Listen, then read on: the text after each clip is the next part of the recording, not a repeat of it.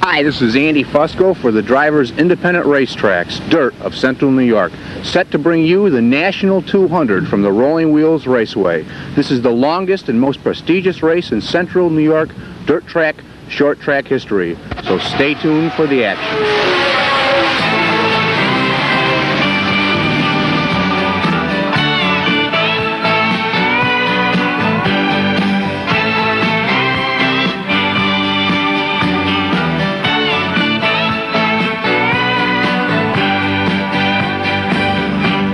Speaking with Jack Johnson from Schenectady, New York, whom everybody has tabbed a favorite for today's National 200 at Rolling Wheels. Jack, everybody predicts you to win this event. Do you agree with that assessment, and are you confident going into it? Well, we're confident of winning, Andy. It just depends on, probably the pit stop today, and you got to be there at the end of the race. I think if we're there at the end, we'll be in the winner's circle. Now, this week on Dirt, here is New York State Sportscaster of the Year, Doug Logan. Hello once again, everybody, and welcome to a half hour of racing excitement this week on Dirt. And each week we'll take a look at results from dirt-sanctioned tracks, and we'll be keying on the Miller Dirt Series, including interviews of drivers and also some racing footage.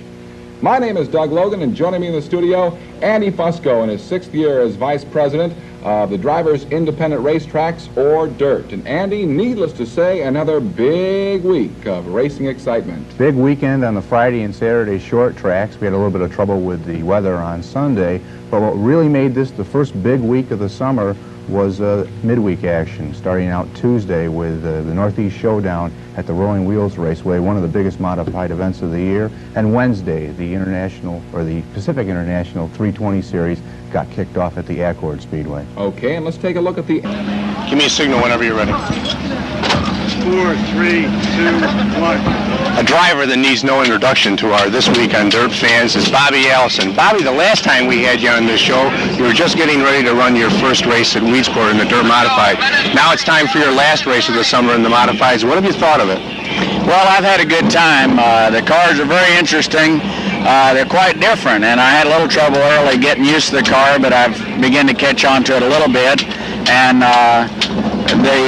the last outing up at Canandaigua, we had a pretty good run. I think at Middletown we would have been in pretty good shape too, and the rains came, and of course wiped out the part of the program, the final part of the program. But at Canandaigua, I think we had a pretty good run. And Now, this week on Dirt, here is Doug Logan and Andy Fusco.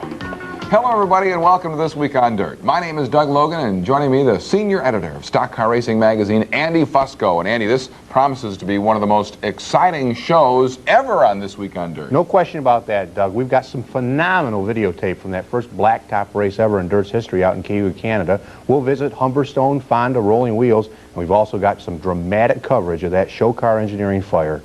Well, ladies and gentlemen, Andy Fusco.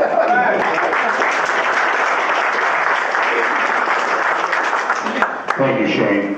I don't really know what to say because I didn't know I was going to be called up to speak, but at the outset, allow me to commend all of the honorees tonight. All of you I know, and all of you I admire, and it's an honor to be here to watch you get inducted, an induction that's richly deserved.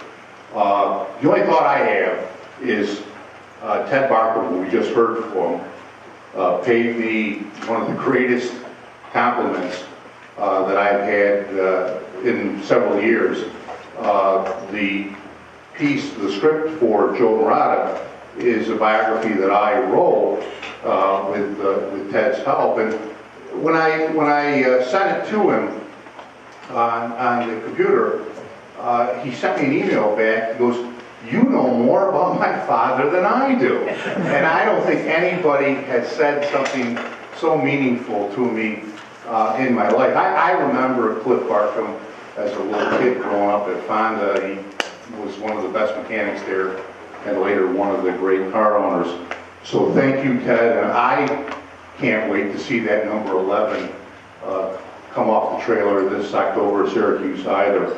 Emotions, that's not enough of a term. Your father was a great, great man, as are all the inductees here tonight. I guess the purpose why I've been called up to speak is just to give you an update on the Hall of Fame.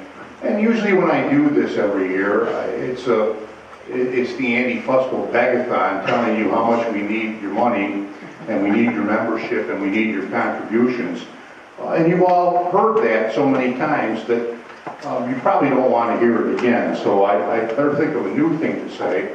And I think the thing that I would say instead of that, and by the way, we do need your money, I want them back. I think the thing that I want to say instead of that is how optimistic I am with the relationship that this building has with our new landlords, Al Hankey, Jimmy Phelps, and Andy Phelps. Obviously, since the sale of the company by Glenn Donnelly to Boundless, and then the transfer to World Racing Group, and now ultimately the sale to Mr. Hankey and his managers, Mr. Phelps and Mr. Phelps, we in this building, and who love this place, and obviously so do all of you, this is a bigger crowd than we had last year, and I think last year we had the biggest crowd in history, so obviously you almost be Charlie Rudolph fans or you wouldn't be here. I guess you could be Howie Commander fans, that's one reason I would come. But in any event, the crowd gets larger every year, the number of supporters of the Hall of Fame get greater every year, and our love for this building and its concept and its idea and what's on the wall and the people that are inducted is great from year to year. Yet, I don't think with our prior landlords we had the comfort level that I am looking forward to with Mr. Hankey and Mr. Phelps and his son Jimmy. We've had heart-to-heart conversations over the last month, and these people, and I don't even know if they're here tonight to tell you the truth, but if they are, they have committed their support 100% to this concept, this museum, and they say it is forever, and they deserve your applause.